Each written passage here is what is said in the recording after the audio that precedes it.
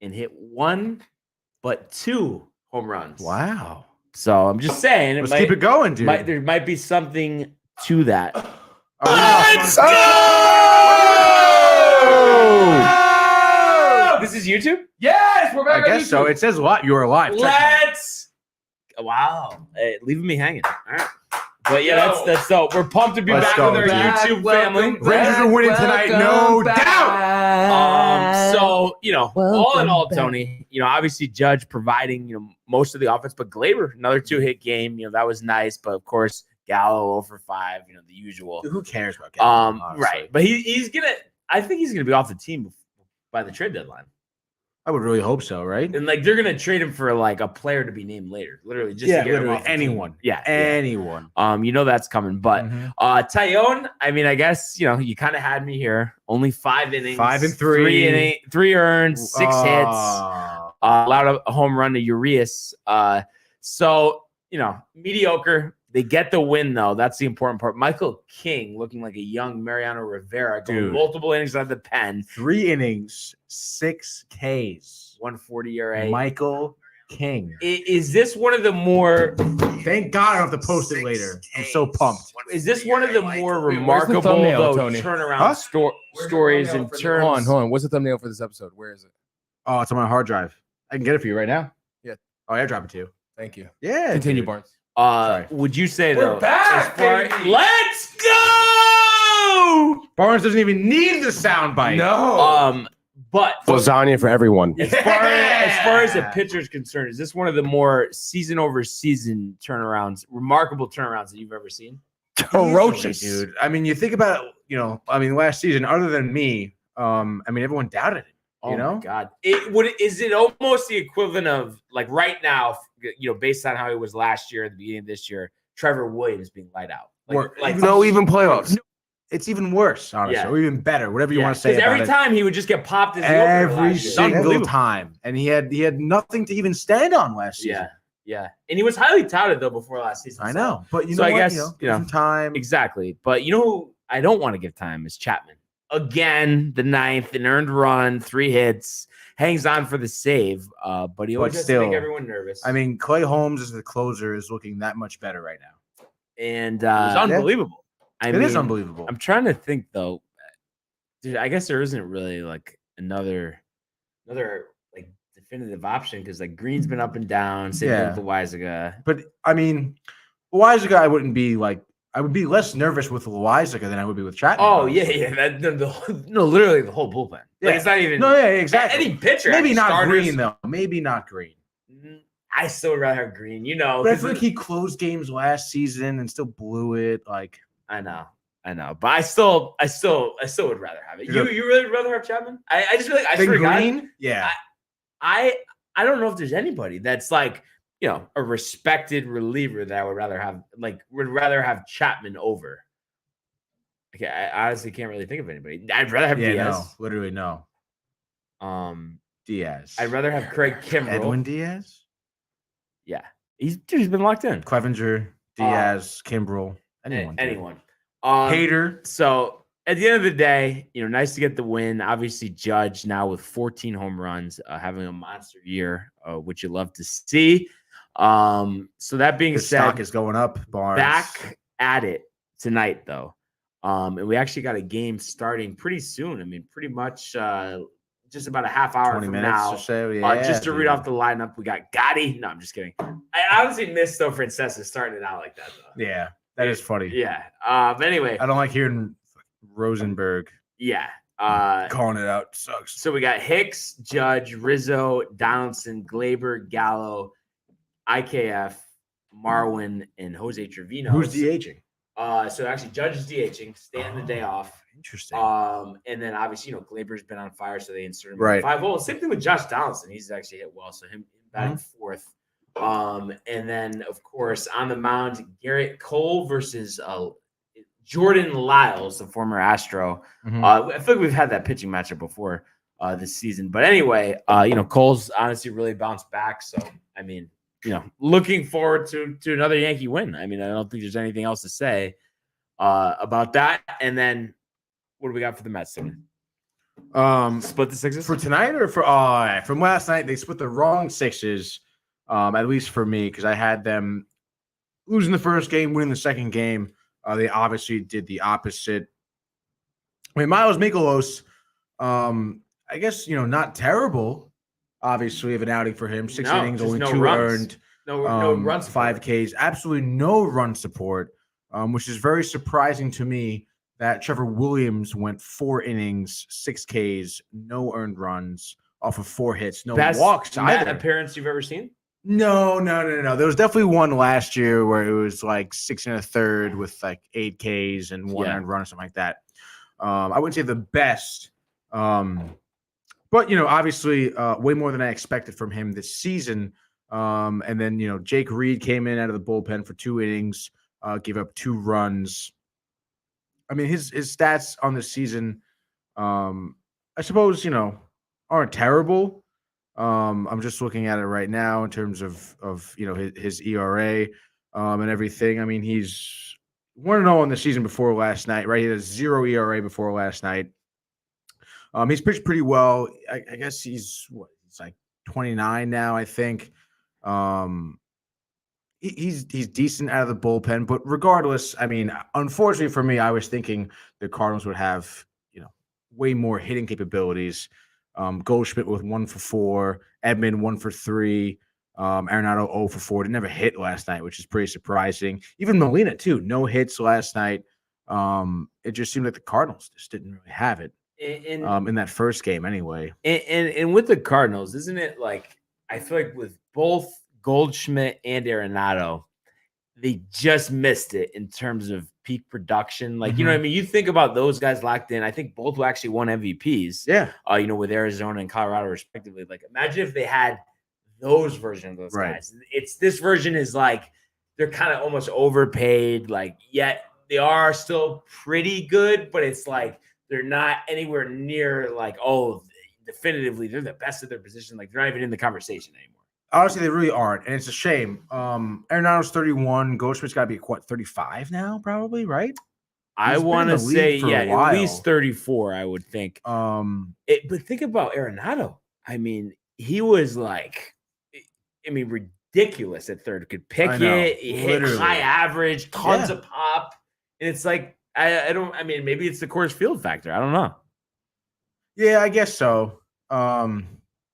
I don't know. It's tough because I feel like he's had great games for St. Louis. Coming over, obviously highly touted when he went to St. Louis and everything, and he's not. You know what I mean? You just don't have that feel that you used to have with him. No, not at all. Like 4 years ago. Think about how you felt about him then. No, yeah, absolutely. There really isn't much of a comparison, but I don't know. Maybe he's just still adjusting to St. Louis, I guess. Because you still make him. You see him, have good games at bat. I feel like his defense hasn't really declined that much. It's the average. It's the average. And it's like I feel like he went from a guy that's like pressing 40 home runs to a guy who's barely getting to 30. Mm-hmm. I wonder how many did he have last season? If I had to guess, I want to say he must have had 30 or 31. Let's see. Home runs 34. Okay. Yeah. And what, like a 260 or 270 average? 255. See, and like look at he definitely hit like 330 before Colorado. Colorado, his last year he was at 253, and the year before that 315, 297, 309, 294. So flirting obviously around 300. Yeah, and then just that big drop off in terms of average. So I just thought that was interesting. Obviously, for the Mets, you would have liked to see them get both games there. For me, as a Met fan, yes, but it was nice that they even split. Because you look at the second game with Taijuan Walker, he went 5 innings, 3 earned runs. Oh, it kind of sounds like Taijuan's line. 7 hits, almost honestly. 2 walks, 4 Ks. Thankfully, the bullpen, with Ottavino, Joely Rodriguez, believe it or not, and Medina, not really giving up anything at all. And and you saw our home runs from Kana, which I feel like I haven't or Escobar, honestly, which I feel like I haven't said in a Dude, while. Escobar has been killing my fantasy team. I mean, literally, before last night, I can't even get a hit. Really? Yeah, well, he started good. He was on bereavement, I think, the last couple of days. But dude, like it's for the last 2 weeks he's been. I know, but finally hit a home run in the fourth. This is all off of Steven Matz, by the way.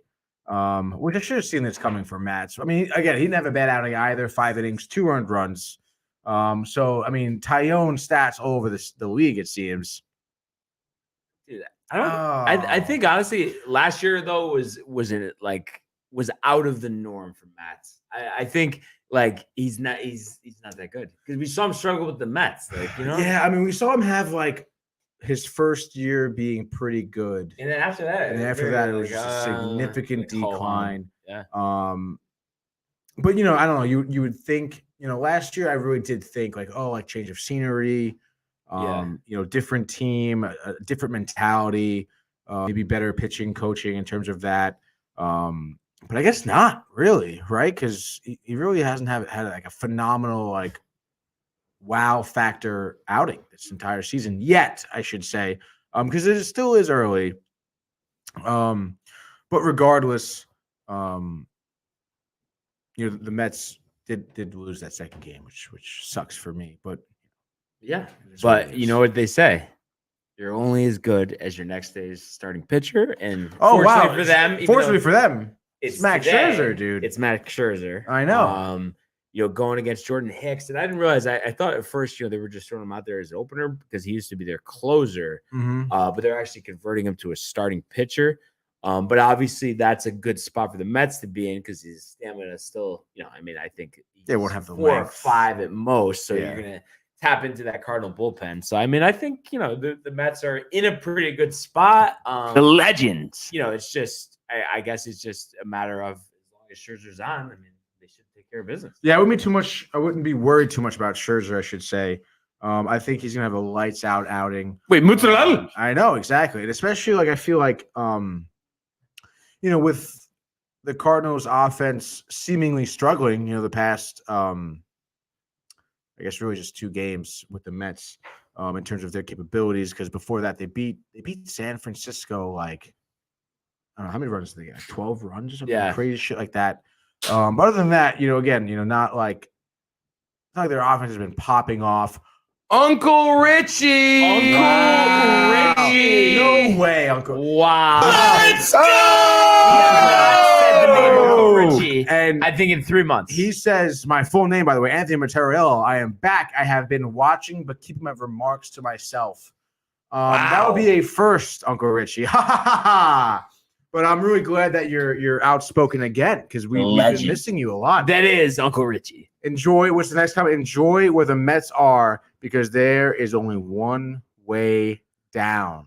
That oh my goodness is what it's all about, Tony. And I wish, that's ridiculous. I wish honestly we had time for you to expand on that. God, what time is it? 6:45. Keep going. Yeah. No, they're not going down. They're going. And first of all, you could argue that they're, you know, in a slump right now. They're gonna go way back up. Okay, way up, dude. They're playing like a different team. I mean, I called it last year. Think about what they looked like last year at Subway this time. Series. It was middle raccoon. fingers. It was middle fingers. It was Baez losing his earring at home plate with look at the whole fucking organization looking for it. They're a real team. What Barnes? You know what I'm gonna say here. That can happen. But it's based on 2 things, and one of them is being DeGrom coming back healthy. Mm-hmm. What's the other one? I know you know. The legend. DeGrom coming back healthy and the legend. Something they have to do. I mean, they have to do a lot of things, Barnes. As far as make a move, what do they need? The legend. What do they need to add? Oh my goodness! Just say it, Barnes. A bat, dude. They need like a really good hitter. They do not have enough hitting right now. I mean, I guess I suppose. I mean, with who are you scared of in the lineup other than Alonso? What do you mean? McNeil, Nimmo. McNeil, yes. Nimmo is not that good. And especially if you're naming your top players, you don't say McNeil and Nimmo. Like, you know what I mean? You actually have to have like a big name there. and it's like a No, lot. you don't need a big name. You don't need a big name. You don't have no power. There's no power on the team. You just need someone who's been hitting consistently. It doesn't even matter about power. You need someone who's been hitting consistently. But and come McNeil on. and Nim have been doing that, getting base hits on base. You know what the thing is? If you have Neil and McNimmo, and then you have Pete Alonso, and Lindor is healthy and like producing, right? And then you have like two other guys who can actually do something. That's great, but they don't, dude. Kana is not sustainable. Obviously, it's better. No, Connor and Escobar are not. But I mean, when you think about it, the catching position. If you look at their scoring, this entire season. It's been getting men on base, and most of it is sack fly RBIs or RBI singles. Not sustainable. Yes, it is sustainable. If you have men consistently hitting, that's fine. Marte, what's he hitting? 170. He's not our main hitter, though. I mean, if you looked at his contract, you would think. No, well, obviously. You know, but dude, a championship team has a better lineup than that, and you know what I mean. Speaking of championship teams, what? We're going to talk about some championship runs in the world of the National Basketball Association. The ball LeBron James at the buzzer.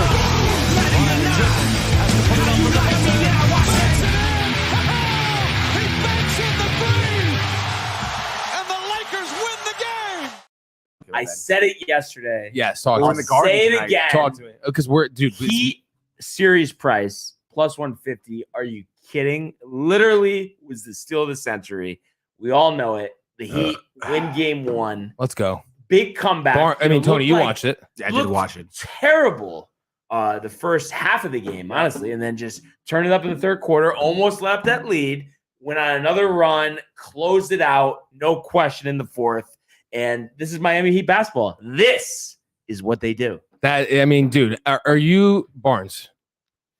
I mean, Milwaukee's out. I'm not gonna even go there. No, we don't have time for that. I'm not gonna do it. It's gonna be another time, but are you locking in Miami to the finals? 100%. They're sweeping. Thank you. I said the same thing. Nothing else to say, Tony. Right? I thought you were a little soft on them. It's not. No, he's not as much of a hater as Golden State, and not in this matchup, dude. They match up, I think, very well. Boston. All right. Boston's been flawed for years. They're inconsistent. But they do have a good core unit. Good core, but the thing is, they might play 3 games in a row where those core guys will shoot 20%. I know. That's the problem. Real quick, game tonight, Luka Golden State. Who do you got? Obviously, the legend that is Luka Doncic. I'm telling you, I'm not kidding. Wake up call. Okay, Luka Curry Doncic. is actually gonna work this offseason instead of just shooting commercials. I don't know, man. And wow, they are gonna get swept. Dallas 4-0 this series. Done. Book it. He's at Nick Luka Friday watching averaging Rangers. 38 points a game during this 4-game Nicky stretch. Market. I think is who Yeah. I don't agree. I think Golden Nicky State's coming Matteo? out. I'm Anyone? booking right now. I'm booking right now Golden State, Miami. And I'm not going to tell you guys who is going to be the champion. We're going to have to wait for another show. But We're going to go continue to the world of the National Hockey. The one game I watch. What?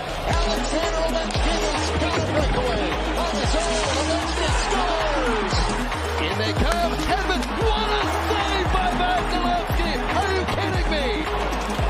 McAvoy, Frederick, did you get the license plate number on that truck? McDavid, beautiful move! You just knew that Connor McDavid was going to make a statement. What a goal! Tony, you're gonna be so pissed, but I don't care. I'm sorry. We have to do this. There's nothing to do with the NHL. I'm sorry. They tee off early in the morning. I just need your PGA pick right now. Go. Who's winning? Southern Hills. Rory McIlroy. Who? Rory McIlroy. I don't want to say Tiger, but I watched the conference with him, and he seems 60-1. I mean, hey, somebody Those are put some 20 good grand odds. on Oh, that. wait, Tiger's in it? Tiger is back. You're picking Tiger. Legend. Oh, yeah, Tiger. Now? I didn't know. All right, yeah, give me Tiger. Just do it, dude. Colin Morikawa. No, not a Second chance. PGA championship after winning Rat face baby. 2020 Who are you talking about? in San Francisco at Harding Tiger, Park. maybe. Mark it down. Anyway, so- Colin Morikawa. My Uncle Richie watching the Rangers game Friday night with Nick is Nicky Fotiu. I don't know if you guys know who he is. Played for the Rangers back in the day. Played for the Whalers as well. And we have Mad Whaler gear signed here. Uncle Richie knows him from working at Yankee Stadium with him, I think. You know what I heard? What's up? I heard that Rangers game 1 is tonight. No way. You know what else I heard? It is tonight. Geno's was for dinner. Did Oh, someone wow. hear that? Yeah, I did hear that. I heard that. Gino's Pizzeria, shout out Barnum Avenue. Probably the only good thing about Barnum Avenue besides myself living on it. Yeah.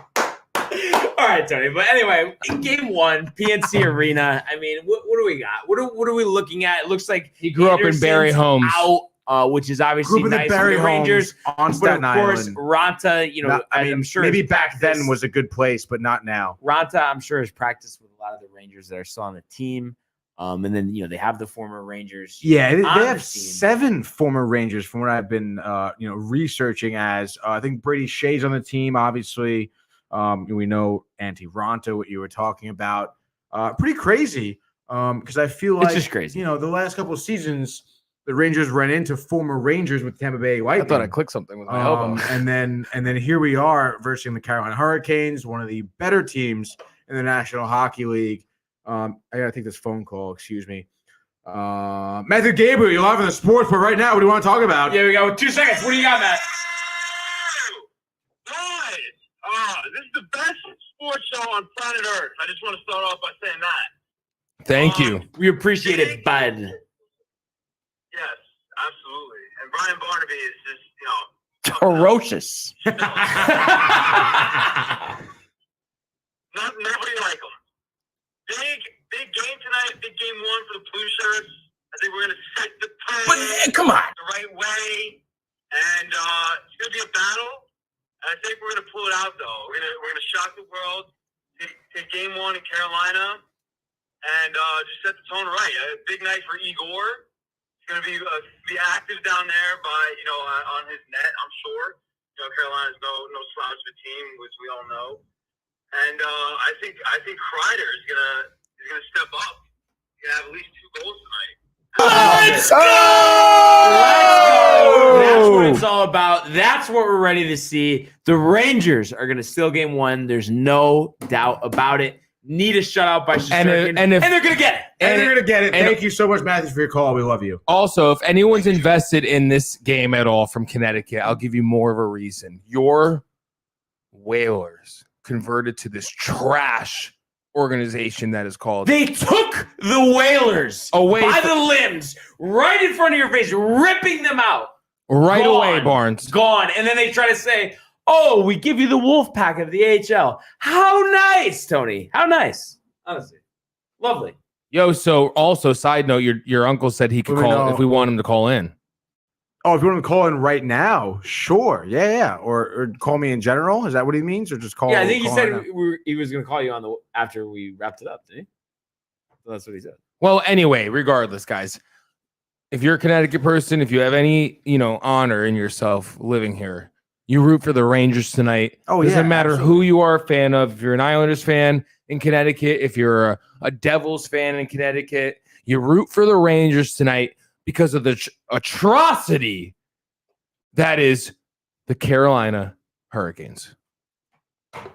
I don't think we could say it any better than that. No, and it's pretty whack too because Carolina, from the Rangers, and Mike was saying this earlier too, because Carolina is not selling tickets to people outside, the Carolina and I think Northern Virginia's No, it's just Carolina. area code.